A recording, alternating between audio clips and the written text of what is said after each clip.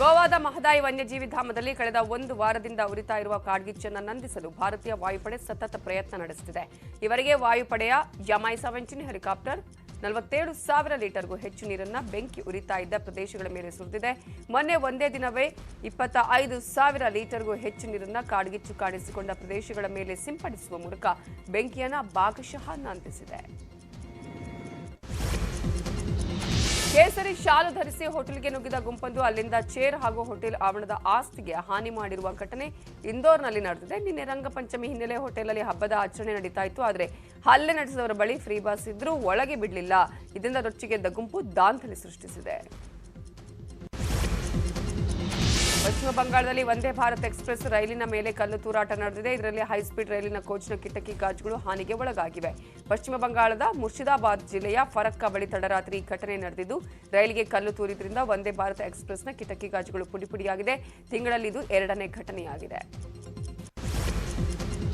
ನೇಪಾಳದ ಸಿಂಧುಲಿ ಜಿಲ್ಲೆಯಲ್ಲಿ ನಿನ್ನೆ ಬಸ್ಸೊಂದು ಬೆಟ್ಟಕ್ಕೆ ಡಿಕ್ಕಿ ಹೊಡೆದ ಪರಿಣಾಮ 3 ಮಹಿಳೆಯರು ಸೇರಿದಂತೆ 6 ಮಂದಿ ಮೃತಪಟ್ಟಿದ್ದಾರೆ. 28 ಮಂದಿಗೆ ಗಾಯಗಳಾಗಿವೆ.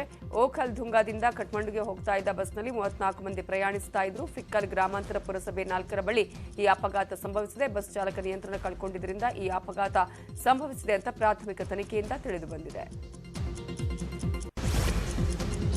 ಬಿಹಾರದಲ್ಲಿ ವಿಶಿಷ್ಟವಾದ ಮದುವೆಯೊಂದು ನಡೆದಿದೆ. 3 ಅಡಿ ವರ ಶ್ಯಾಮ್ ಹಾಗೂ 3.5 ಅಡಿ ವಧು ರೇಣು ಅವರೊಂದಿಗೆ ಹಸೆಮಣೆ ಏರಿದ್ದಾರೆ.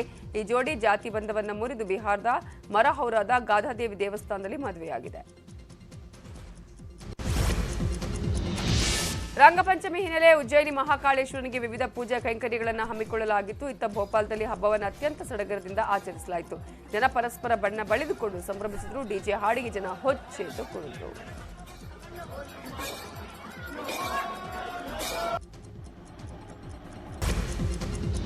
ದಾವಣಗೆರೆಯಲ್ಲಿ ನಟ ಪುನೀತ್ ರಾಜ್ಕುಮಾರ್ ಪುತ್ಥಳಿ ಅನಾವರಣ ಮಾಡಲಾಯಿತು. ಜಿಲ್ಲೆಯ ಹರಿಹರ ಪಟ್ಟಣದ ಇಂದಿರಾನಗರದ ಪಾರ್ಕ್ನಲ್ಲಿ ಅಪ್ಪು ಪ್ರತಿಮೆ ಅನಾವರಣ ಕಾರ್ಯಕ್ರಮ ನಡೆದಿದ್ದು, ನಟ ರಾಘವೇಂದ್ರ ರಾಜ್ಕುಮಾರ್ ಪ್ರತಿಮೆಯನ್ನು ಉದ್ಘಾಟಿಸಿದರು.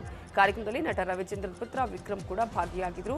ಇಂದಿರಾನಗರದ ಅಪ್ಪು ಅಭಿಮಾನಿಗಳು 7.6 ಅಡಿ ಎತ್ತರದ ಪ್ರತಿಮೆಯನ್ನು ನಿರ್ಮಿಸಿ ಅಭಿಮಾನವನ್ನು ಮೆರೆದಿದ್ದಾರೆ. ಈ ವೇಳೆ ರಾಘವೇಂದ್ರ ರಾಜ್ಕುಮಾರ್ ಬಡ ಮಕ್ಕಳಿಗೆ ಪೆನ್ನು ಪುಸ್ತಕ ವಿತರಿಸಿದ್ದಾರೆ.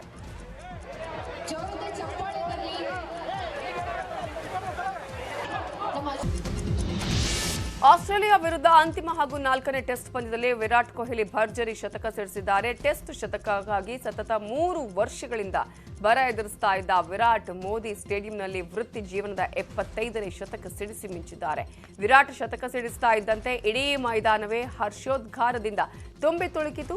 ಕೊಹ್ಲಿ ಕೂಡ ತಮ್ಮ ಲಾಕೆಟ್ಗೆ ಮುತ್ತಿಕ್ಕುವ ಮೂಲಕ ಶತಕವನ್ನ ಸಂಭ್ರಮಿಸಿದ್ರು. ಇನ್ನು 4ನೇ ಟೆಸ್ಟ್ನಲ್ಲಿ ಭಾರತ 88 ರನ್ಗಳ ಮುನ್ನಡೆಯನ್ನ ಕಾಯ್ದುಕೊಂಡಿದೆ. ಈ ಮ್ಯಾಚ್ ಬಹುತೇಕ ಡ್ರಾ ಆಗುವ ಸಾಧ್ಯತೆಗಳಿವೆ.